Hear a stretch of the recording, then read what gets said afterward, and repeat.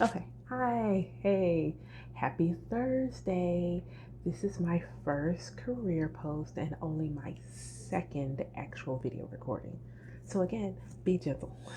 Um, I was really torn on where to really start, and so I decided that um, branding and telling your story is where I wanted to start and why that's important. So today we were listening to one of our talent officers speak, and one of the questions that came up was around going from job to job and whether or not leaders would frown upon that and look unfavorably on you, or if the jobs that you had didn't openly speak to the job that you were applying for. So I'm just thinking about my own work journey. I didn't work in high school. My parents did not want us to get a job in high school. They wanted us to focus on school. So when I got out of high school, my very first job was as a medical office assistant. Now, today, I'm a project leader for a human capital management company. How? I went from medical office assistant to, what was after that one? Telemarketing. Did telemarketing after that. And then I waitressed at a nightclub and a couple of nightclubs, and I bartended. Then I worked at a couple of restaurants. I went back to a phone job and did customer service for a cell phone company, and ultimately ended up here at this human capital management company. So, how did I manage? Like, how did this happen? And it really came into one, branding. So, and the branding for me never doesn't always start at the interview. Sometimes it starts before the interview. For instance, the cell phone job I got, when I did the interview, when she was done, she said, "Okay, the interview's officially over, and I'm going to tell you this. I know you from the restaurant you work at." And I was like, "Wait, who are you?" She said, "I can't tell you who I am, but I'm telling you, I know you from the restaurant you work at. I come specifically for you. You are always so nice. You're always so kind. And the moment I realized who you were, I knew I was going to give you the offering for the next phase interview." You just never know. You just don't know who you're running into, who you're going to meet on the street that may have an impact on you later in life. And this is just a customer that came and got pizza from me. Probably a lot of pizza, but I was just nice, and that's what she remembered most about me, was that I was nice.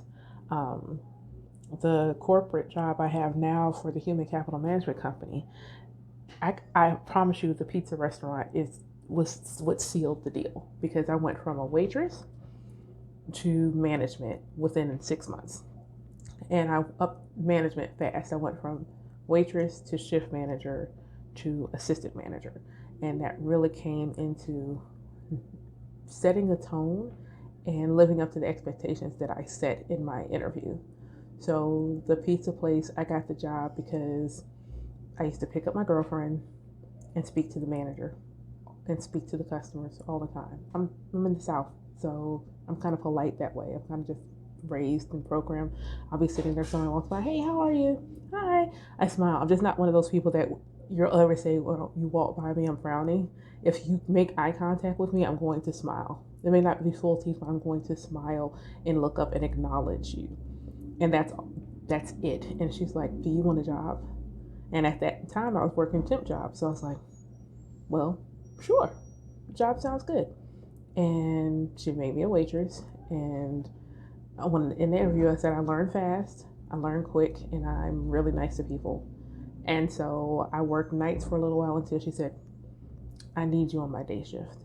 And they put me on the day shift, and I got employee of the month every month for 5 months until she promoted me, because managers can't get it. So you don't know. So when I got the interview for the job, the initial job I got for the company I'm at now, the pizza place is the place I spoke about the most, not my technical background.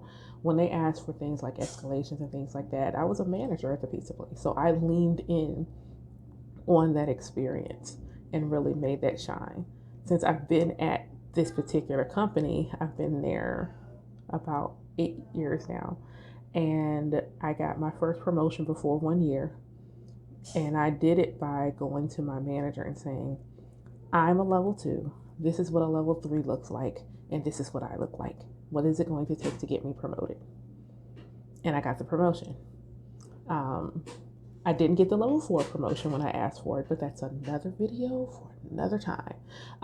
But that was a blessing because a team lead role came up shortly afterwards. And that one I did get before my 2-year anniversary. They said it was hard to get level 2 in that team lead role. I got that after a year. And I did it by being consistent, keeping track of everything I was doing that was impacting the business in some way, whether it's big, small, I wrote it down. And then I was able to not wait for someone to say, hey, would you like a promotion? I was able to come and say, I deserve a promotion, and here's why.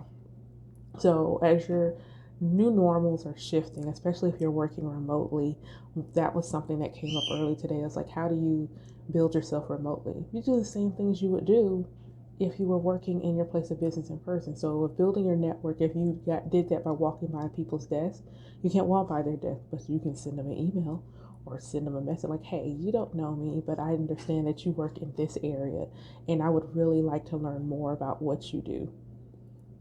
And in the course of that conversation, you start telling your story. Well, I want to learn about what you do because I do this or I've done this, and this is what I think I could bring to what you do and enhance your area of business. So, no matter what kind of job you have, whether it is a call center job, a restaurant job, if you babysit kids, everything you do is about your brand, how well you do it, and being able to translate that, what you're doing, into how it can benefit the company. So if you read the blog post about, grade school laying the foundation, I learned how to type, before I hit middle school. So I could easily have gone for like a secretary job. You got to be polite. You got to know how to type. You got to be organized. And I was all of those things. I took really great notes in school. I could type 45 words a minute, and I could do that at 10. So you never know what kind of things that you have and how to turn those into valuable assets. So, because the goal is to not be an employee, but to be an asset, because you can replace an employee, but an asset is a little bit harder to replace. So I hope you found this video beneficial. If so, be sure you give it a like, give it a thumbs up. Leave some comments either on the video or go directly to the Patreon post and leave some comments. If there's some other things that you can think of that you want me to talk about next, definitely let me know and I'll make sure to add them to the list. Thanks again for being one of my patrons, and I hope you enjoyed this video. Bye.